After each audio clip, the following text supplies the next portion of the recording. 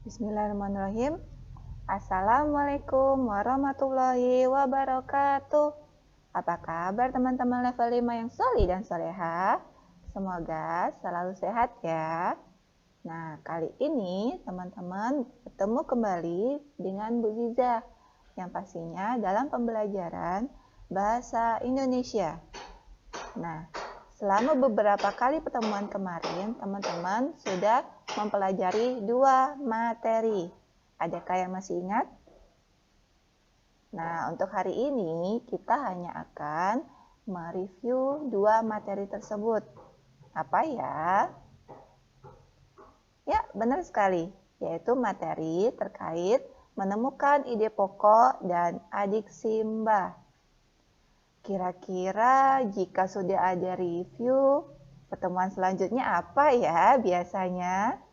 Nah, teman-teman masih bisa menebaknya ya.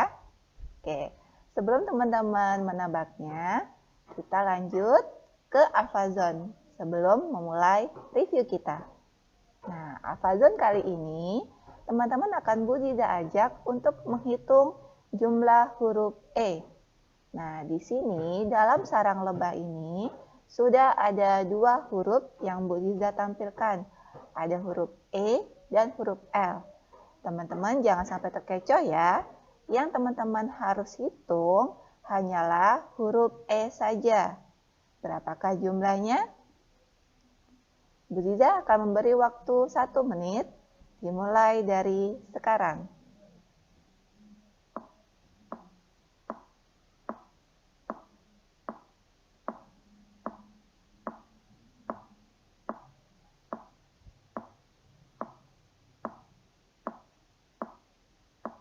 Silakan teman-teman hitung dengan teliti ya.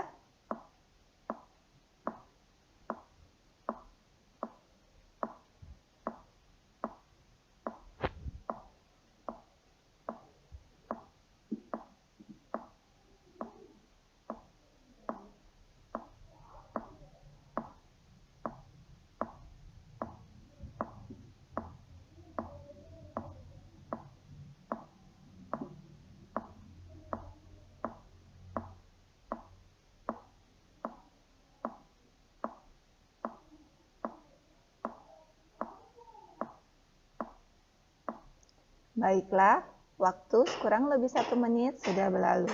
Nah, kira-kira jumlahnya ada berapa ya? Nah, adakah dari teman-teman yang menghitungnya sejumlah 46 huruf? Jika ada, barakallah. Ternyata benar. Nah, jika teman-teman merasa jawaban dari Bu Ziza salah, silakan teman-teman konfirmasi ya nanti. Oke, baiklah kita masuk ke materi. Yang pertama, berkaitan dengan menemukan ide pokok. Nah, di sini Bu Ziza sudah menampilkan sebuah teks yang sebenarnya terdiri dari 2 paragraf. Namun, Bu Ziza akan menampilkan 1 paragraf terlebih dahulu ya. Dan teks kali ini itu masih berkaitan dengan mata pelajaran sebelumnya, yaitu IPA. Nah, sebelumnya teman-teman sudah mempelajari salah satu penyakit pada organ gerak manusia kan? Salah satunya adalah osteoporosis. Nah, Bu Ziza akan memberi waktu teman-teman membaca ataupun teman-teman juga boleh mengikuti Bu Ziza membacanya. Oke, judul osteoporosis. Osteoporosis adalah kondisi berkurangnya kepadatan tulang. Hal ini menyebabkan tulang menjadi keropos dan mudah patah.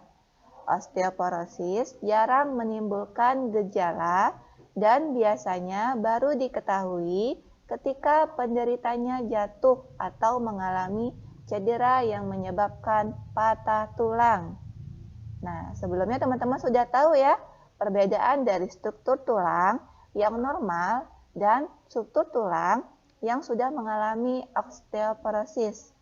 Sudah beda sekali, sudah banyak kalsium yang berkurang. Namun kali ini teman-teman bukan belajar tentang IPA ya, tapi bahasa Indonesia. Nah, silakan teman-teman tentukan ide pokok pada paragraf pertama ini. Apa ya kira-kira ide pokoknya?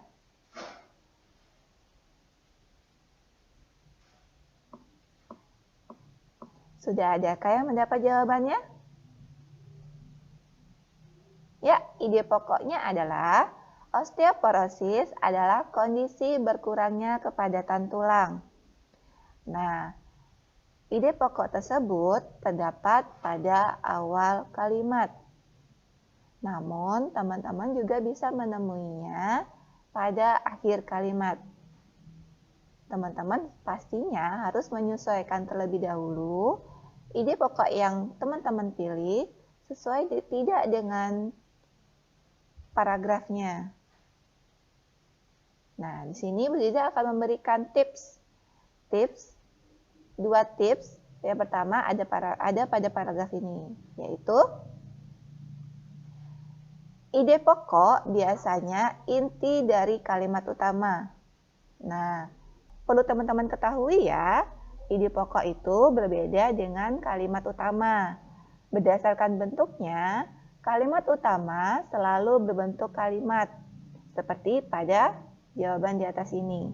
Namun, Bu Ziza memilih kalimat tersebut juga sebagai ide pokok.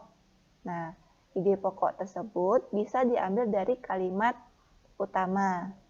Namun, teman-teman juga bisa mengolah kosakata teman-teman dengan mengubah kalimat utama tersebut menjadi ide pokok dengan membentuk kalimat yang lain, namun masih dalam konteksnya ya, tidak keluar dari konteks.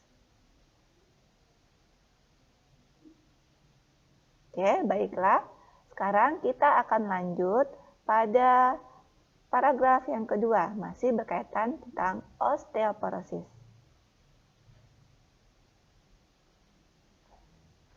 Oke, baiklah. Yuk kita baca bersama-sama. Osteoporosis seringkali tidak menimbulkan gejala apapun. Kondisi ini biasanya baru diketahui saat seseorang mengalami cedera yang menyebabkan patah tulang. Seiring berkurangnya kepadatan tulang, penderita osteoporosis bisa mengalami gejala mudah mengalami patah tulang. Nyeri punggung, biasanya disebabkan oleh patah tulang belakang. Postur badan membungkuk, dan tinggi badan berkurang. Nah, tadi pada paragraf sebelumnya berbicara tentang pengertian osteoporosis. Nah, untuk kali ini, ide pokoknya apa ya? Apakah masih sama terdapat pada awal paragraf? Yuk kita lihat sama-sama. Ya, benar sekali. Ide pokok pada paragraf kedua ini adalah osteoporosis seringkali tidak menimbulkan gejala apapun. Nah, kalimat utama tersebut bisa dijadikan sebagai ide pokok juga ya. Tips kedua dari Bu Ziza tentang menemukan ide pokok adalah ide pokok biasanya terletak pada awal atau akhir paragraf. Nah, perlu menjadi catatan ya buat teman-teman. Baiklah, review terkait menemukan ide pokok sudah selesai dengan menampilkan satu teks yang terdiri dari 2 paragraf. Nah, selanjutnya kita akan beralih pada materi yang kedua. Baiklah, materi yang kedua untuk review kita kali ini adalah berkaitan dengan adik Simba. Nah, masih ingatkah teman-teman kepanjangan dari adik Simba? Ya, adik Simba adalah singkatan dari apa, di mana, kapan, siapa, mengapa, dan bagaimana. Nah, kali ini Bu Ziza akan menampilkan sebuah teks berupa informasi dari sebuah buku yang berjudul Permainan Tradisional Anak Indonesia. Nah, di sini terdiri dari dua paragraf ya. Akan kita bahas satu persatu. Nah, di sini sudah ada paragraf yang pertama. Yuk kita baca bareng-bareng. Buku Ensiklopedia Permainan Tradisional Anak Indonesia menjelaskan lebih dari 60 permainan tradisional seru dan menantang yang ada di Indonesia. Misalnya, ada permainan Martedes dari Simalungun, Sumatera Utara, dan ada permainan Tok Asyadari dari Papua. Tok Asyadari adalah permainan melempar tombak ke arah rotan berbentuk lingkaran yang digelindingkan. Dapatkah kamu bayangkan sulitnya melempar tombak apabila sasarannya terus bergerak? Permainan tradisional ini benar-benar melatih ketangkasan, kecermatan, serta konsentrasi. Nah, pada paragraf ini, Bu Ziza sudah mencarikan dua informasi yang dapat teman-teman temukan dengan menggunakan dua kata tanya. Nah, informasi yang pertama adalah, informasi pertama sudah Bu Ziza beri garis merah. Nah, kira-kira dari informasi penting ini, kata tanya apa ya yang tepat? Benar sekali.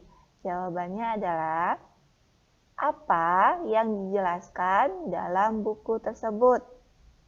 Untuk kalimat jawaban yang tepat adalah buku tersebut menjelaskan lebih dari 60 permainan tradisional seru dan menantang yang ada di Indonesia.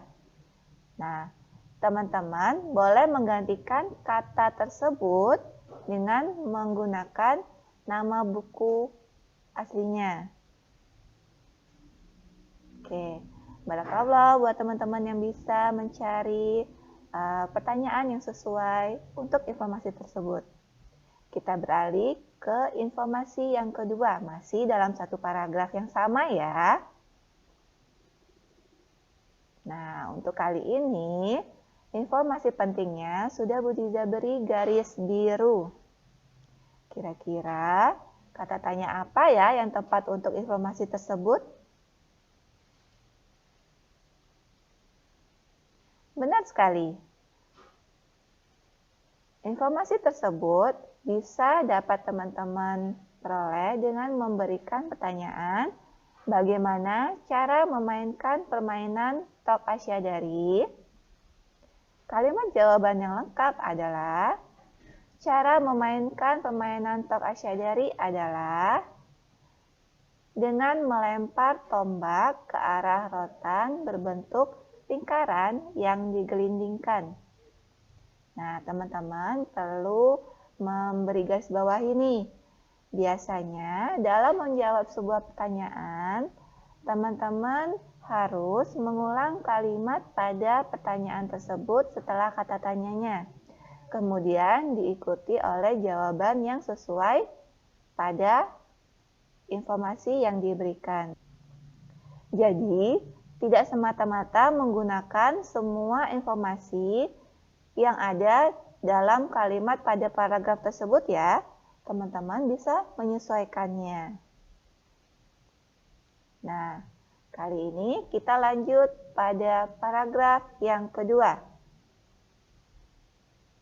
Yuk kita baca bersama-sama. Permainan-permainan tradisional dalam buku ini dijelaskan secara lengkap. Mulai cara bermain, alat yang digunakan, hingga manfaat yang bisa didapat jika memainkan permainan tradisional. Selain itu, setiap halaman juga dilengkapi ilustrasi berwarna yang menarik, sehingga sangat mudah dipahami. Ada dua bersaudara yang menjadi tokoh dalam buku ini, yaitu Satya dan Dita, sehingga memudahkan pembaca untuk memahami setiap permainan tradisional. Nah, pada paragraf ini, Bu Ziza akan memberikan satu clue, yaitu hanya satu informasi yang akan kita bahas. Berarti hanya terdapat satu kata tanya ya. Nah,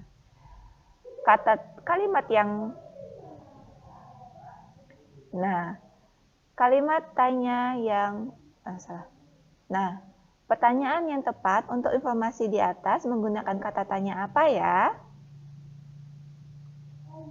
Benar. Kata tanya yang tepat untuk informasi tersebut adalah kata tanya siapa. Untuk pertanyaannya, siapa tokoh yang memudahkan pembaca memahami isi buku? Untuk kalimat jawaban yang lengkap adalah tokoh yang memudahkan pembaca memahami isi buku adalah Satya dan Dita. Nah, bisa teman-teman lihat kan? Informasi yang terdapat pada paragraf itu panjang sekali. Nah, membentuk satu kalimat yang panjang. Sedangkan untuk jawaban yang teman-teman butuhkan pada pertanyaan ini hanyalah nama tokohnya saja. Jadi, seperti yang Bu Ziza sampaikan sebelumnya ya, teman-teman tidak semata-mata mengambil satu kalimat utuh dalam paragraf tersebut dan menjadikannya sebagai paragraf. Dan menjadikannya Nah, seperti yang sudah Bu Ziza sampaikan sebelumnya ya, teman-teman tidak semata-mata mengambil informasi secara utuh dari kalimat pada paragraf tersebut untuk menjawab pertanyaan yang teman-teman inginkan. Teman-teman hanya perlu mencari jawaban pada informasi tersebut. Paham tuh? Alhamdulillah. Nah, kali ini sebagai penutup, Bu Ziza akan memberikan sebuah pantun. Jalan-jalan ke Taman Pamedan untuk mencoba outbound papan. Barakallah, review telah dijalankan untuk siap hadapi ujian pekan depan. Nah, untuk ujian belajar dari rumah kali ini, teman-teman akan melaksanakannya di pekan selanjutnya pada hari Jumat. Nah, untuk link dan waktunya akan menyusul diinformasikan pada Google Classroom masing-masing. Nah, silakan teman-teman dipelajari materi terkait contoh pada video pembelajaran kali ini. Nah, untuk teorinya, teman-teman dapat mengulang kembali terkait cara menemukan ide pokok, langkah-langkah yang tepat, kemudian fungsi dari setiap adik Simba. Nah, silakan teman-teman baca kembali pada parents letter yang sudah ayah dan bunda ambil di sekolah. Ataupun teman-teman dapat mereview kembali melalui video interaktif yang diberikan pada pertemuan-pertemuan sebelumnya. Nah, selamat mereview teman-teman dan sampai jumpa pada pertemuan selanjutnya untuk penilaian harian pada hari Jumat. Silakan dicatat ya untuk harinya, yaitu hari Jumat. Nah, untuk waktu dan linknya silakan menunggu di Google Classroom masing-masing. Sampai jumpa, see you soon. Wassalamualaikum warahmatullahi wabarakatuh.